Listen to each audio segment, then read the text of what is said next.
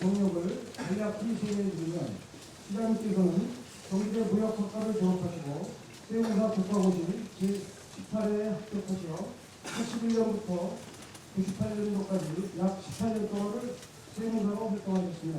91년 7월부터 95년 6월까지 4년 동안은 광명시의회 초대시의원으로서 총무위원장을 역임하셨습니다. 또한 95년 7월부터 98년 6월까지 10년간은 경기도의 도의원으로 활동하시면서 통상경제 상임위원장을 역임하시면서 경제 분야 및 지방자치 분야의 전문 지식을 가지고 계십니다. 그리고 98년 7월 1일 민선이기 광명시장으로 취임하셨습니다. 바쁘신 시장에도 불구하고 귀중한 시간을 내주신 백재현 시장님을 큰 박수로 환영해 주시면 감사하겠습니다.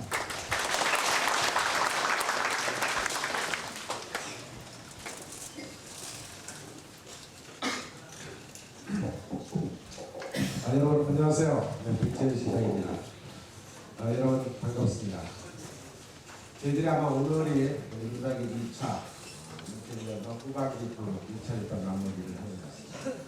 지금까지 갖지 못한 사람은 또 우리가 추가해서 2차 교육을 시행할 기회입니다. 한 70% 정도밖에 1차 연구소를 못하려고 합니다. 저희들이 지난 일요일날도 운영을 해보고 저녁에도 운영을 해줬고 저녁에 운영을 하고 또 일요일날 오전에 하겠다라고 이런 오전으로 강좌를 나눠서 해봤는데 70% 정도가 일주일 계산에 30% 정도가 2차가 넘어갔습니다. 제가 지방자치에 대해서 얘기하고자 하는 것은 제가 여러분들 다 아시다시피 제가 지방자치에 대해서 전문가는 아닙니다. 더구나 학교 다닐 때 행정을 연구했던 행정학부가 아니고 저는 무역학부가 회계를 공부하는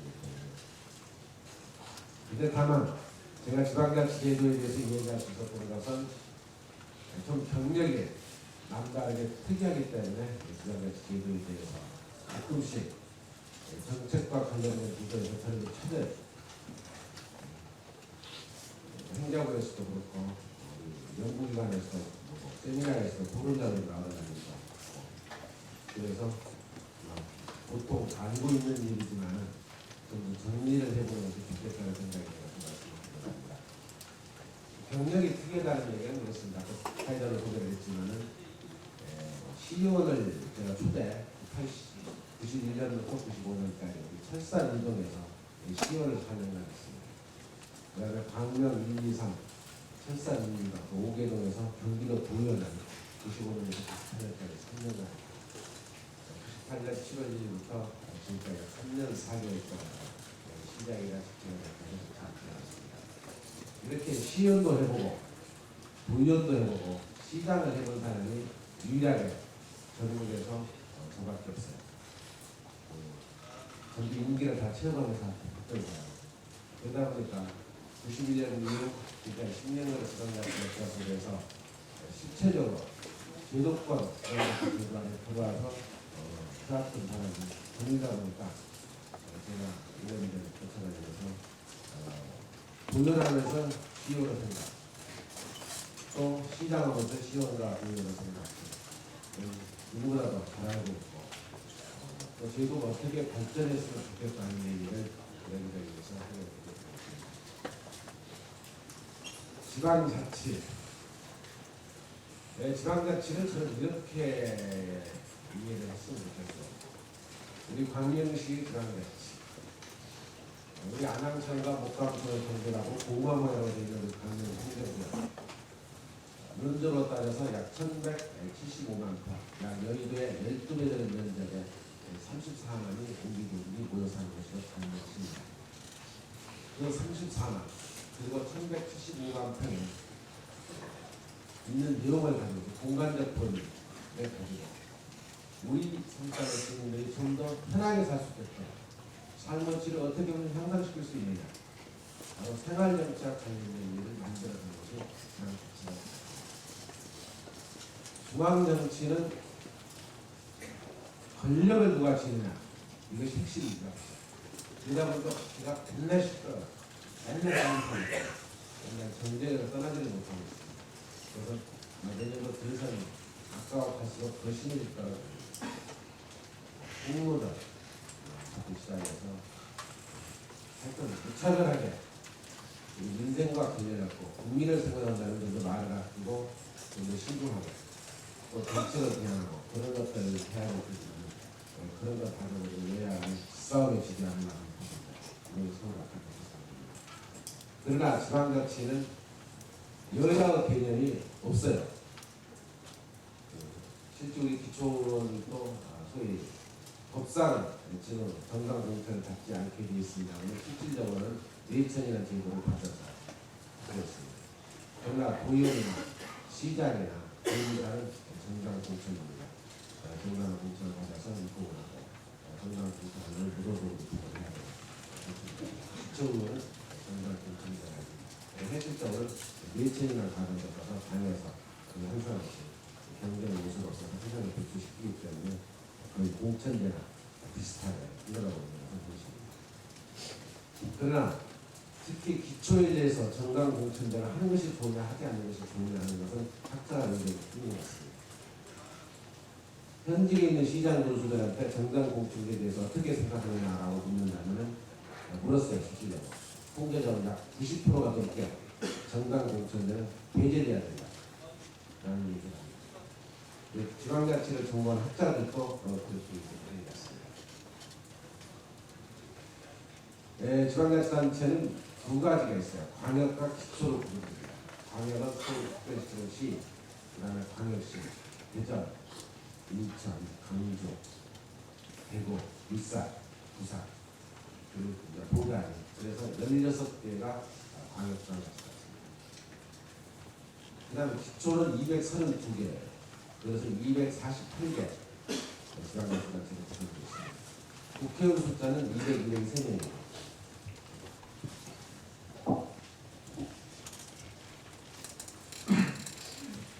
그 다음에 시군 공간의 기초입니다.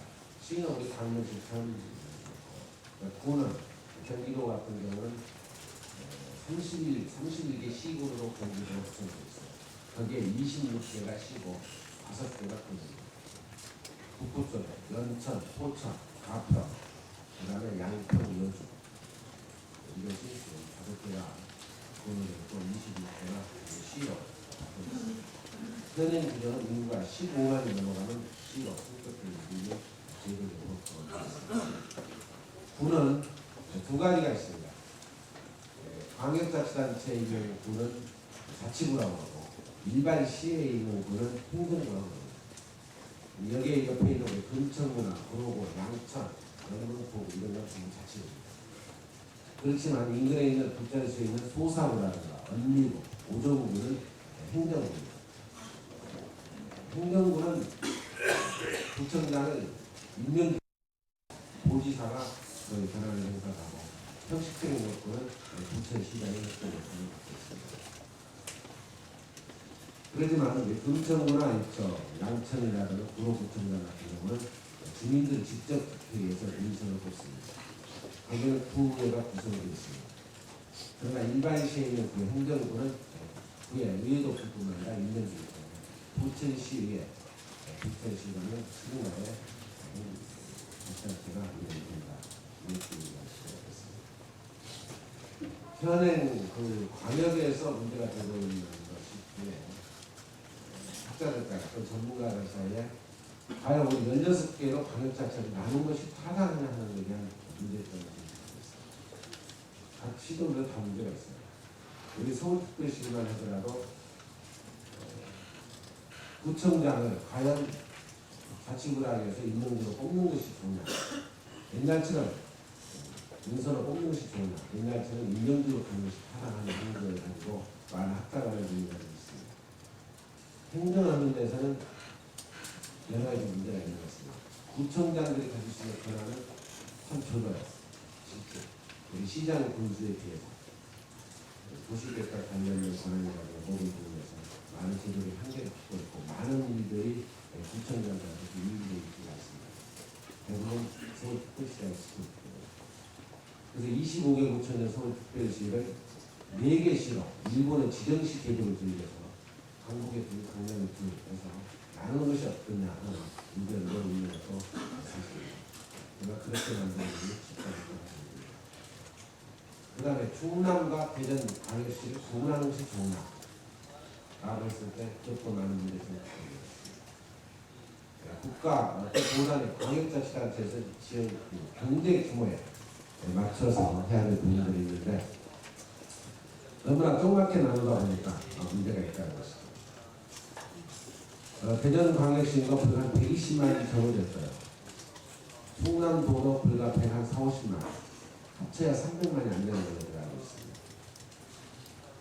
그렇다면 행정단위 정보에서 나누는 것이 전남과 강주도 마찬가지입니다. 대구와 경북도 마찬가지입니다.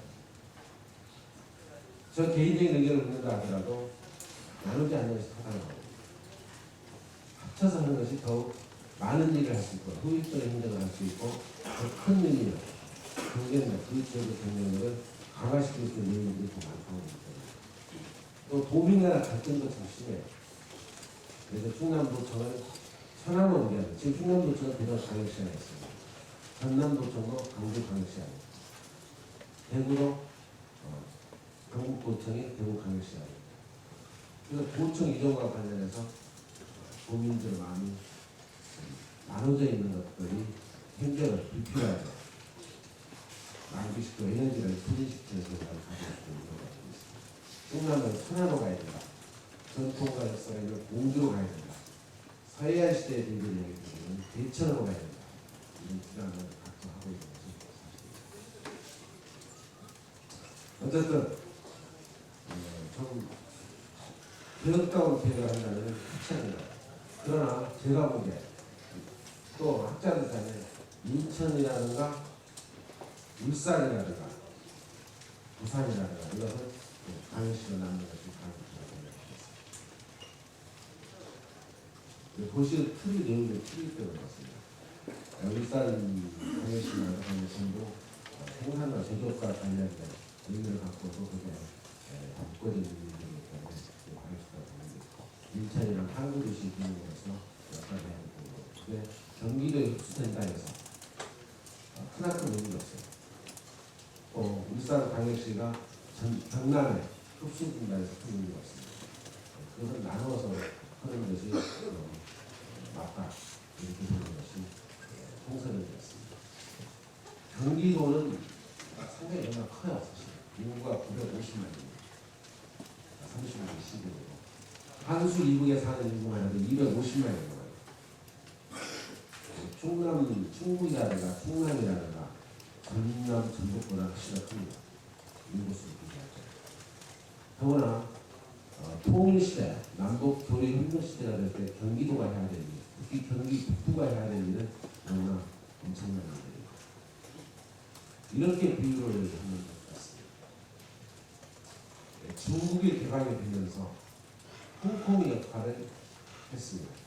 그러면서 어디서부터 개방이 되냐면 홍콩선에서 구룡만도, 구룡만에서 강동선으로, 강동에서 쭉 올라가서 상해로 북쪽으로 북진을 해가지고 그런 것처럼 북한의 개방이 적극적으로 되고 만들어진다면 우리 경기 북부가 홍콩의 역할을 해야 된다고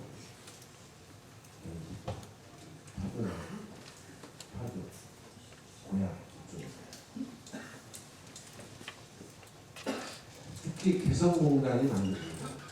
개성공단이 만들어진 개성공단의 인력을 들고 싶다고 하는 우리 경기도 북부에 또 개성공단에서 생산하는 제품을 외국에 내보내는 것도 우리 인천항구나 평택항을 이용해요. 북한이 언제쯤 그렇게까지 개방이 됐는지는 시간이 더 줄어들겠지만 북한이 받아들이는 시기가 되면 우리 경기 북부가 그런 역할을 했고 경기 북부 중요성이 크기 때문에 경기를 남북으로 나누자라는 의견도 없지 있습니다. 그런데 그것은 이렇게 우리가 경기도에서 국민의 정부가 경기가 정리됐습니다. 경기도 의정부의 제2청사, 제2청을 신설을 했고 전국구를 부탁합니다. 그래서 도지사 밑에 도지사가 행정부에서 한 사람이었습니다. 부지사는 부산으로 돌리고 제1 도지사는 수원에서 행정업무를 총괄하고 제2부지사는 의령구에서 경기북부에 250만 원이나 행정업무를 총괄하는 제도로 나눴습니다. 그래서 경기도 제2천원 도청 기능을 충분히 수행할수록 인력과 조직이 갖춰져 있고 실질적인 업무 권한이 넘어가 있기 때문에 그런 부분으로 문제점을 해결했다고 할 수가 있겠습니다. 지방자치를 하기 위해서는 권한이 있어요. 자치권 권입니다. 자치권이라면 크게 네 가지의 자치권을 얘기할 수가 있어요. 자치입법권, 자치조직권, 자치행정권, 자치재정권 이 네 개의 권한을 가지고 지방자치를 하는 것입니다. 자치입법권이라면 소위 조례를 제정할 수 있는 권한입니다. 그런데 우리나라 이 자치권과 관련해서는 많은 권한이 넘어있지는 않습니다. 그래서 우리나라 자치를 학자들은 반쪽 자치 또는 3분의 1 자치라고 얘기합니다. 제가 봐도 3분의 1 자치라는 게 적절하는 거예요. 심하게 표현하는 학자는 4분의 1 자치라고 하는 사람도 있어요. 그만큼 우리의 자치 권한은 많이 넘어와 있지 않습니다. 그런데 지방자치가 되면서 우리 시민들은 대부분의 권한을 우리 시장 본부에 넘어와 있는 것처럼 느끼고 있어요. 그러나 그렇지 못합니다. 우선 자치 입법권만 하더라도 조례를 제정할 수 있는 권한은 우리 위에 있어요. 그렇지만 그 조례를 제정할 수 있는 범위를 정해놨습니다. 어떻게 정해놨느냐? 모든 법률로 범위 안에서만 조례를 제정하게 됐어요. 소위 말해서 그 법에 이러이러한 사항은 조례로 정한다 하는 이임 근거가 있을 때만이 조례를 제정하는 만들어져 있는 것이 지금 현실은 자치 입법권입니다. 근데 그러니까 조례를 제정하는 한계를 갖고 있어요. 그래서 지금 어떻게 고쳐야 된다고 얘기를 하는 거냐. 그 법률에 위배되지 않는 범위 내에서는 조례를 제정할 수 있는 권한을 바꿔야 됩니다. 범위 안에서 하는 얘기가 위배되지 않는 거라고 나누는 그 법률상 용어는 하늘과 땅 차이만큼 큽니다. 그래서 이제는 지방자치를 좀 발전시키고 확실하려면 분권화 운동이 될수록 권한이 계속 지방으로 넘어와야 되는데 그런 역할들이 안 되고 있다는 것이죠. 두 번째로 자치 조직과 자치 조직권과 관련해서 우리 광명시 공무원들은 급여를 광명 시민들 세금을 국비나 도비를 받아서 직원들 공무원 주는 것은 아닙니다. 근데 우리 광명시 조직과 관련해서 권한이 없어요. 전부 행정 승인을 받아야 됩니다. 시대의 흐름에 따라서 조직을 늘릴 수도 있고 줄일 수도 있는 거예요. 또 이러한 부서는 없어져야 되고 이러한 부서는 만들어져야 되고 그런 게 필요해요. 근데 그런 것들은 용량이 보이지 않습니다. 유연성이 없어요. 전부 하나하나 할 때마다 행정 승인을 거냐고 공무원 숫자를 하나 늘리는 것도 행정하고 키우는 승인 받아야 되는 것입니다. 얼마나 답답하겠어요. 그 시가 필요가 없으면 뭔가 조직을 만들어서 일을 해야 돼요. 우리 시가 예를 하나 든다는 건 경륜장을 그냥 됩니다. 우리가 98년도 8월부터 경륜장을 꼭 추진해왔어요. 그 3년을 넘게. 그래서 많은 일을 하면서 많은 자원이 필요해요. 우선 경륜에 대해서 좀 전문가가 필요하지 않겠습니까? 경륜에 대해서 많은 사람이 있어요. 그 공사가 무려 2,350억 정도 들어갑니다. 건설과 관련돼서 특히 동경륜장, 우리 경륜장 계획을 얘기 드리면은 6만 평 부지에다가 사이클 테마홈이 만들어지면서 그 안에 3만 명 수용이 가능한 동경륜장이 만들어집니다.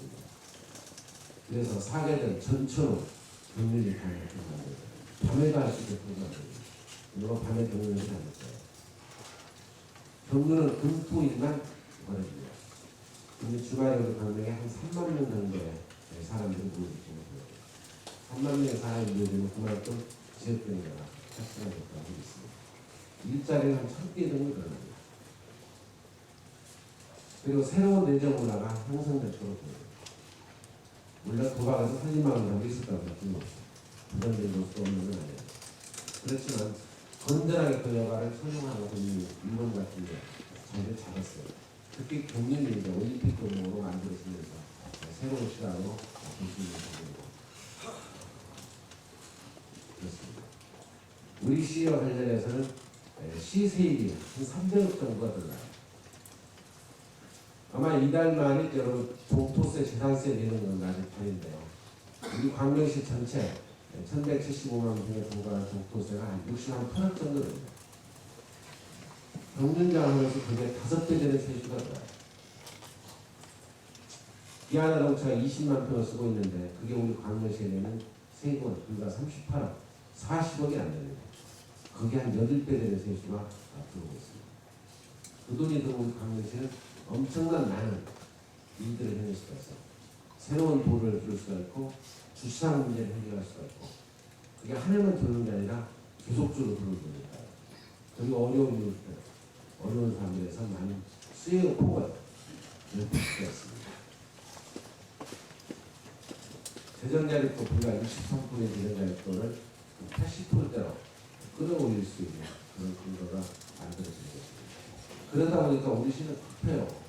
한 달 늦으면 30억씩 쏘아요. 300원 훨씬 넘어 300에서 400억 정도는 그러니까 400억도 더 넘을 가능성도 있습니다. 한 달에 30억씩 손해라. 한 달 늦게 진행이 된다. 5달만 되면 150억이 손해가 납니다. 그러니까 우리는 이 시일이 얼마나 중요했어요. 가장 우선해야 되는 일이다. 그러려면 사람이 필요해요. 그래서 경무와 관련해서 우리가 팀을 한 4명만 늘려주시라고 행정부 요청했는데 거절을 하겠습니다. 승인을 못 해주겠다고. 작은 연구를 제한하고 있다고. 그렇게 맞습니다. 우리도 구조조정 참 많이 했습니다. 필요 없는 인력 많이 잘라냈어요. 그렇지만 필요 없는 인력도 가끔 써야 돼요. 제가 98년도 8월 달에 7월 달에 인수를 받을 때 1365명은 우리 직원들이 인수를 받았어요. 한국의 미양까지 전부. 지금은 약 비노까지 전부 합쳐 약 960명, 약 400명 가까운 인력을 줄였습니다. 이제는 꼭 필요한 사람을 제대로 데려다 쓸 수 있는 제도로 바꿔달라는 그런 요구하고 있습니다. 우리가 예자입치를 추진하는데도 예자입치와 관련된 전문가가 필요해요. 신문했던 사람. 보급도 좀 많이 줘야 됩니다. 공무원 수준 보급까지는 울산은 없어요, 그렇게. 근데 그런 뉘앙스가 없어요. 기업처럼 예자입치를 하다가 우리가 예자입치가 엄청난 돈을 추진하고 있습니다. 그러려면 전문가가 필요하다. 한 달에 한 300만 원씩 주더라도 전문가를 그냥 써야 되거든요. 그런 뉘앙스 자체가 없습니다.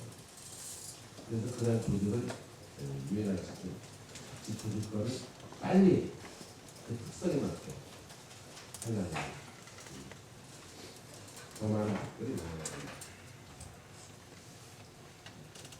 그리고 또 주는 경우도 있어요. 우리 강경시 오늘 우리 지라님 모시고 친애를 3시 반에 중공식을 보시더라고요. 저희 구름산 여러분들 사진력자 구름산 등반 됐다 보면 보건소가 있고 보건소 옆에다가 한 60억을 들어가지고 치매 요양센터, 노인 요양센터를 했습니다.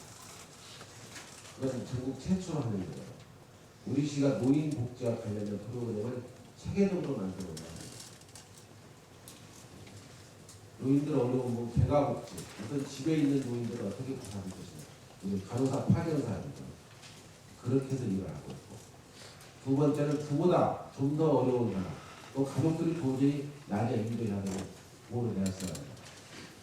그런 사람은 주간보호센터에 해야 낮에 출퇴근 시키는 거예요. 우리가 데려오기로 하고 가족이 우리 저희가 모시다 드립니다. 치매를 앓고 있거나 중증을 한다. 그게 이제 주간보호센터로 봅니다. 주간보호시설. 그것도 안 되겠다. 집에 있는 것도 문제가 있고 낮에 보호를 해주는 것도 문제가 있고 그런 사람 입소시켜서 하는 입소시설입니다. 그래서 이 3가지 사업을 우리가 동시에 체계를 엮어서는 안 됩니다. 그러면 우리 고령화 사회에 대해서 특히 가족들이 제대로 챙기지 못하는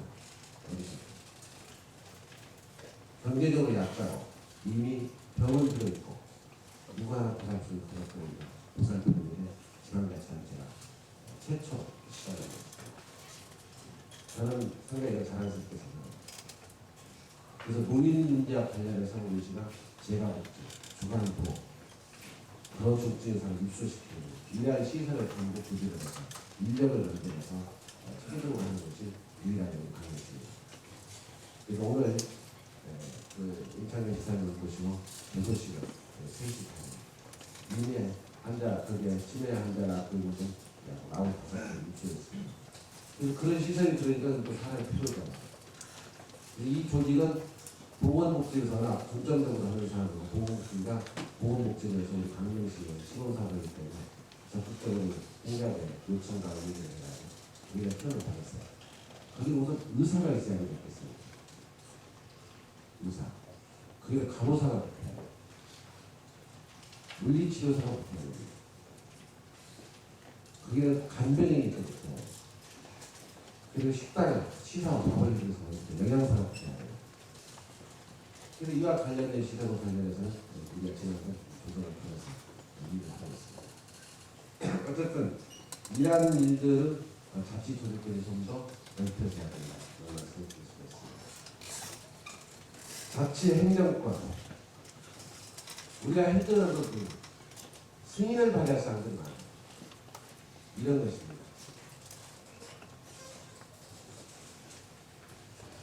도시계획을 하는데 광명시 도시계획 관련해서 가장 고민하는 사람이 누구일까요? 시장일 거라고. 그럼 광명시 도시계획 위원회. 그런데 그런 내용을 말해서 건교구에 하나에 있는 중앙도시계획위원회 심의를 받아야 되는 것입니다. 또 경기도 도시계획 심의를 받아야 돼요. 그 경도의 중도에 중도에서 해야 할 권한은 경기도에 넘어야 되고 경기도에서 넘어야 할 것은 광명시 도시계획에 넘겨주고 하는 것들이 필요합니다. 물론 경량은 우리 도시계획에서 해야 돼요. 또 중앙도시계획에 꼭 해야 될 일이 있어요. 광역적인 의미를 갖고 있는 거. 예를 들어서 그린벨트 문제를 푸는 원칙이라는 얘기죠. 그건 우리 광명시와 그린벨트에 있는 게 아니고 전국에 걸쳐서 있는 거예요. 수도권이 다 가지고 있는 것이죠. 전국적으로 통일성을 기하고 어떤 기준을 정하는 일이죠. 이런 일들의 경험이 중앙도시계획에서 하는 게 맞죠. 그렇지만 그 도시의 재정비 계획 같은 거, 이 도시 모습 이렇게 만들면 이렇게 만들겠다 하는 승인 사항까지는 왜 중앙도시계획에까지 가야 되는 것인지 의문을 생각하는 것입니다. 이런 것들이 모든 범위에 다 있다니까 가는 거예요. 왜 그러느냐? 그동안 우리 지방자치는 30년 동안에 지방자치를 안 했어요. 결국 10년밖에 하지 않았습니다. 30년 동안에 중앙집권에서 사고에서 벗어나지 못하고 그 제도를 지방자치가 되고도 현재도 존속되고 있기 때문에 존치가 되기 때문에 그래서 그러한 법률을 펼쳐달라고 우리는 많이 요구를 하고 있습니다. 그게 하도 넘겨주지가 않으니까 국회에서 그걸 안 넘겨주지 않은 집단은 두 가지를 지금 정치적인 집단 이 하나 있고 두 번째는 관료 집단입니다. 중앙정부에서 권한을 내리고 하지 않습니다. 이런 것도 있어요. 어제 택시 사업구역을 우리가 통합을 했는데 택시 요금 때문에 우리 시민들은 혼선을 좀 가지고 있어요. 1,600원 서울택시 9월 1일부터 지금 광역시 1,300원을 받고 있어요. 지난 99년도 7월 1일자로 택시 사업구역을 통합할 때 우리는 서울까지 앞선을 했습니다. 하나 공원시장, 임창현시장, 백제시장 셋이 사인을 했어요. 구로, 금천, 광명 사업구역을 통하면서 서울의 모든 택시가 광명에 들 수가 있다. 광명시는 구로, 금천, 광명에서 사업구역을 사업을 할 수가 있다. 전제가 서울시 택시 정책과 맥을 같이 한다. 택시 요금을 동일 요금 체계로 간다. 이런 조건들이 몇 가지 다 붙어서 허가를 내렸습니다. 그 택시 사업구역을 통합하는데 상당히 어렵게 있습니다. 지금도 서울 택시에서는 엄청나게 반대해요. 통합을 깨라. 그래서 우리는 그 빌미를 주지 않기 위해서 상당히 노력을 많이 하고 있습니다. 그래서 우리가 99년 7월 1일 불과 지금 1년, 지금 2년 6개월째 시행을 하고 있는 것입니다. 금년 연말 또 협상을 해서 지금도 시범기간이에요. 작년 연말까지 시범기간을 했습니다만 1년간 연장을 했습니다. 서울택시도 크게 반발을 했습니다.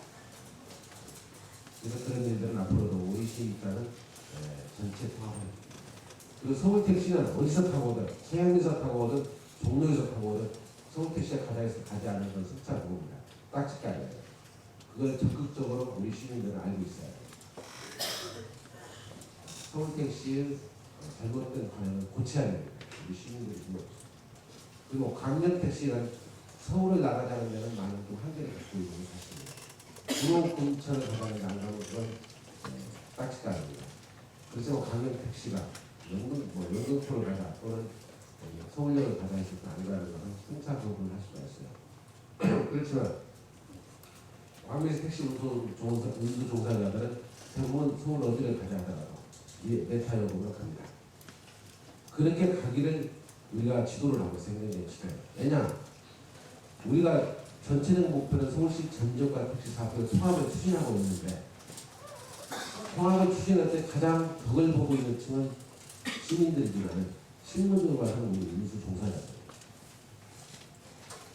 여러분들이 이 고집을 계속 부었다면 우리는 큰 틀에서 서울시 전체하고 택시 사업을 통합할 수가 없다. 여러분이 좀 손해다 싶더라도 우리 광명 시민들이 서울을 가자했을 때 가야 된다. 그 많은 종사들이 그게 동감합니다. 왜냐?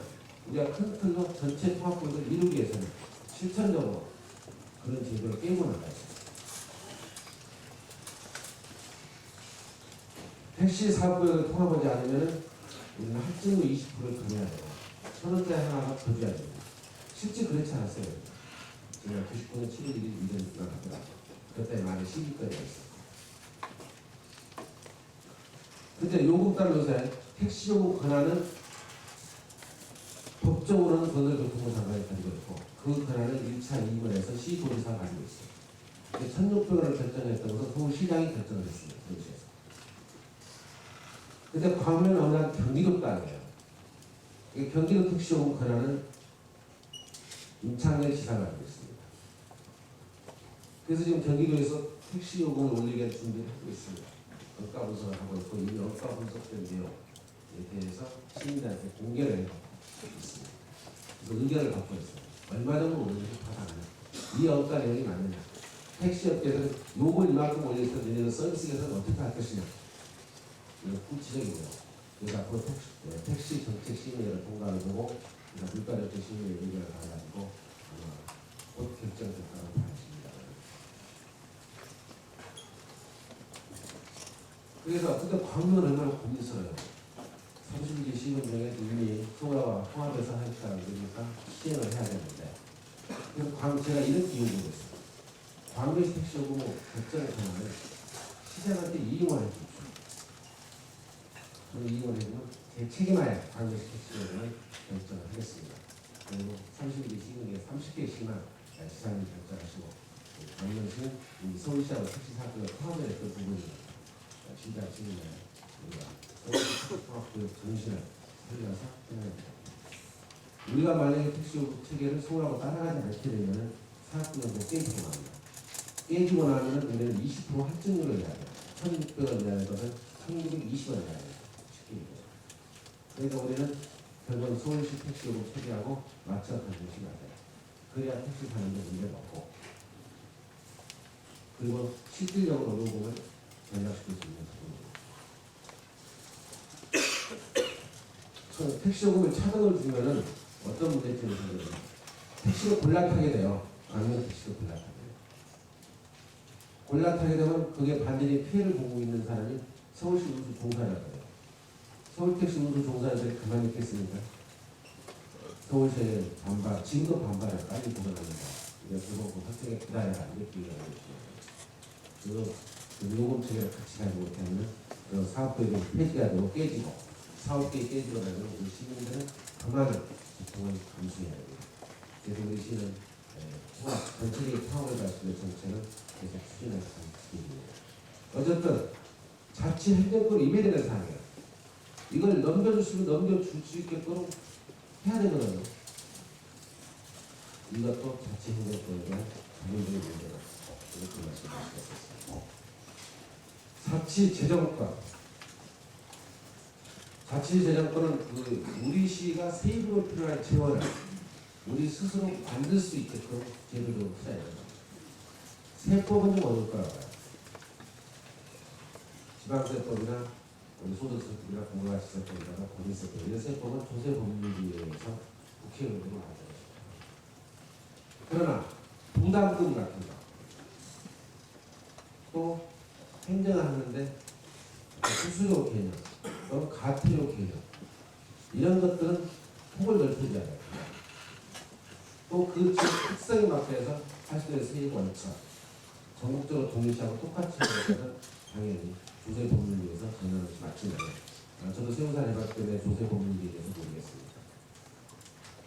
그래서 현재는 그런 근황이 거의 넘어가 있지는 않아요. 그래서 예산 심의를 해보면은 세부 예산 심의는 의미가 없어요.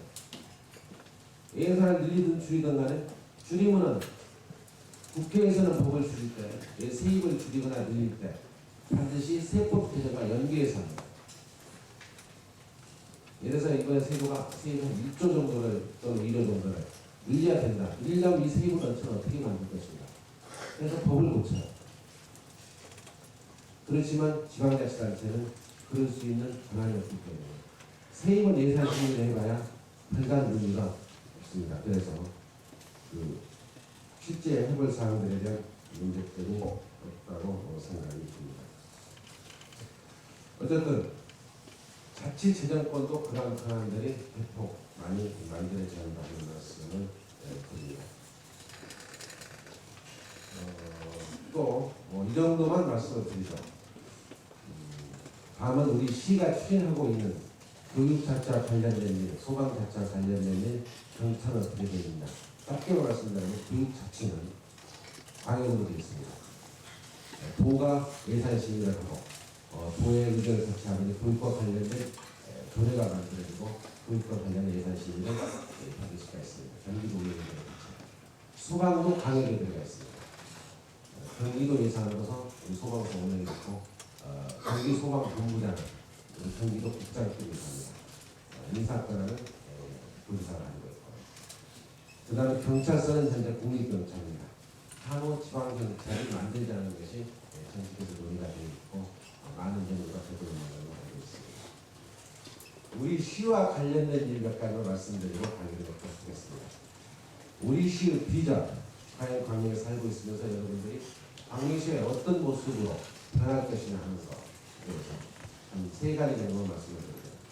경영자와 관련된 것은 전자의 말씀을 드렸기 때문에 생략하고, 우리가 가장 추진하고 있는 것은 광명 고속철도 역사권 개발입니다. 지금 일직동의 역사가 지어지고 있습니다만 2004년 앞으로 2년 2개월 후는 거기서 부산까지 가는데 2시간을 갈 수 있는 때리면가 출발하는 시간입니다. 연동도 신공항과 우리 광명 고속철도 역사와 연결되는 도시철도가 되어있습니다. 고속철도 역사와 강남 내부순환 고속도로 연결되는 도로망이 만들어집니다. 강남 사람들이 부산을 가는데 김포공항 가서 비행기를 타고 갈 것이냐, 서울역 가서 기차를 타고 갈 것이냐, 광명에 가서 고속철도를 이용할 것이냐, 기차타 승용차를 몰고 고속도로를 타고 그냥 부산 가서 갈 것이냐 라고 판단할 때 어디로 올 것이냐라고 여러분은 생각하십니까? 저는 광명역으로 와서 고속철도를 타고 간다고 봅니다. 적어도 우리 광명 고속철도 역사는 하루에 약 20만 명이 새로운 유동인가 생기는 현장입니다. 그러니까 그새 역사권 개발은 우리 광명 100년 대기를 잘하고 미래를 내려가는 일이 중요한 정책입니다. 그래서 우리는 그게 역사권 개발의 컨셉은 국제교류, 국제 비즈니스를 하는 곳으로 만들었습니다. 특히 경기 서부에 있는 반원공단, 시아공단, 남동공단 등 많은 공소기업들, 제조업들은 수출과 관련된 국제 교류와 관련된 일들을 하고 있습니다. 거기에는 사람을 모이게 할 것이고, 정보를 모이게 할 것이고, 물류를 모이게 할 것이고, 돈을 모이게 할 것입니다. 그래서 호텔을 지을 것이고, 비즈니스 빌딩을 지을 거고, 쇼핑센터를 지을 것이고, 물류기기를 만들 것이고, 금융이 들어서게 만들 것입니다. 서해안 고속도로가 금년 연말에 개통되는 서해안 고속도로 대비해서 고속버스 터미널을 붙이되고, 영등도 신공항과 도시철도가 보이기 때문에 공항 터미널을 유치해야 될 것이고, 컨벤션 센터가 들어야 돼요. 이런 것들을 목표는 소위 국제 비즈니스를 할 수 있는 곳으로 개발하는 그런 기획들을 실력이 진행하고 있습니다. 그러기 위해서 지난 6월 달에 우리 시 A자 유치에 성공을 했습니다. 지난 인천에서 저와 함께 지난 6월 10일 미국의 워싱턴에 가서 미국의 JLA라는 회사와 A자 유치에 대한 양해각서를 체결했습니다. 무려 16억 8천만 불의 양해각서를 체결해서 A자 유치를 추진하고 있습니다. 지난 8월 말에 약 5천억, 약 4억 한 5천만 불에 대한 A자 유치 신고를, 투자 신고를 분담했습니다. 그 세 번째로 진행하고 있는 일은 뮤직밴드입니다. 음악밴드. 우리 소화동 지역의 13만 평 부지에다가 음악과 관련된 생산, 유통, 소비, 공연, 전시, 인력 양성을 이끌어내는 하나의 새로운 도시개발 모델을 저희들이 준비 중에 있습니다. 이것은 이미 작년 연말 우리가 경기도를 거쳐서 이런 사업 제안을 했고 금년 6월 달에 대통령님께 문화관광부 연구소에 보고한 바가 있고 지난 9월 달로 우리 경기도의 대통령 수십 대 임창정 지사가 강매에다가 뮤직밴드를 만들겠다고 보고한 바가 있습니다. 이미 지난 4월 달에 민간 심의기구에서 공강구의 민간 심의기구에서 우리 강명에 뮤직밴드를 만들겠다는 심의를 마친 바가 있습니다. 적어도 경륜장, 광명역 사건 개발, 그리고 뮤직밴드, 또 하나는 학원동 쪽에 테마공원을 구성하는 지하 갱도를 이용해서 만드는 생태학의 공원을 구성하는 이 네 가지 사업을 중점적으로 사업입니다. 이 사업들을 만들어지고 나면은 우리 광명시의 모습이 대대적으로 바뀝니다. 재정자가 또 100%가 되는 도시가 되고 일자리가 5만 개 이상이 만들어집니다. 그래서 광명에 충분한 일자리가 만들어집니다. 상당히 고임금, 고급 인력들이 광명에 모일 수 있는 여건이 만들어집니다. 그렇게 되면 일자리가 충분하고 시의 재정자유가 100%가 되고 충분한 쉼터, 우리 도둑상권의 성과가 얼마나 아름답습니까? 라면서 그런 것들이 만들어진 정으로 앞으로 5, 6년 후쯤은 광명시가 분당, 일산, 과천 이런 도시 못지않는 그런 도시로 발전할 수 있다는 것이 제가 3년 4개월 동안 시장을 해봤던 결과고 그런 준비를 확실히 하고 있습니다. 이미 강역도시 기본계획에 이러한 사고에 대한 구체적인 내용 협의를 거의 마무리한 상태입니다. 다만 한꺼번에 수도권의 전체적인 그리고 그 전체가 맞물려 있기 때문에 저희들이 저희 지켜보고 있는 것도 있지 내부에 있는 것은 상당히 많은 구체적인 말씀을 드리고 여러분들한테 광명에 오래오래 사시죠. 광명 모습이 괜찮았습니다. 이건 시장만이 주장하는 게 아니라 도시를 전공한 학자들이 광명이 가장 향후 10년 안에 폭발력 있게 변할 수 있는 도시지 않고 공통적인 견해를 갖고 있다는 말씀을 드립니다. 우리 시민 여러분, 우리 민간인 동료 여러분, 우리 광명에 살면서 광명의 주인의식을 갖고 정주의식을 갖고 여기가 태어나지는 않았지만 여기가 고향이라는 느낌을 가지고 삽시다. 광명 교육 괜찮아요. 저도 광명에서 병설 유치원부터 초, 중, 고등학교를 다 가르쳤습니다. 믿을만해요. 교육단 이사라는 건 핑계입니다. 광명만 교육 그렇게 많지 않아요. 그래서 저는 여러분과 함께 광명에서 오랫동안 내 고향처럼 태어난 고향처럼 마음부터 간다는 말씀을 드리면서 오늘 강의를 맺도록하겠습니다. 수고하셨습니다.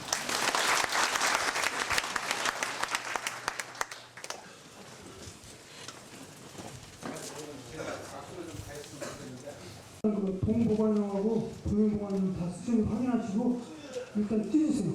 지금 찢으세요. 나중에 찢으니까 좀 늦더라고요. 지금 찢으시고 제가 찢는 동안 민간의료원